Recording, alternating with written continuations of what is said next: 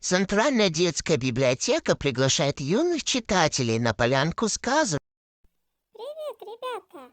Я собираюсь на полянку сказок, и меня не пугает дальняя дорога, ведь сказки — это волшебство, чудеса на каждом шагу. Это волшебный мир детства, который останется с нами навсегда. Мама, ты возьмешь ли мне сказки? Мы плывем на полянку. Бежим, бежим. Привет! Только бы не опоздать. А вы любите сказки?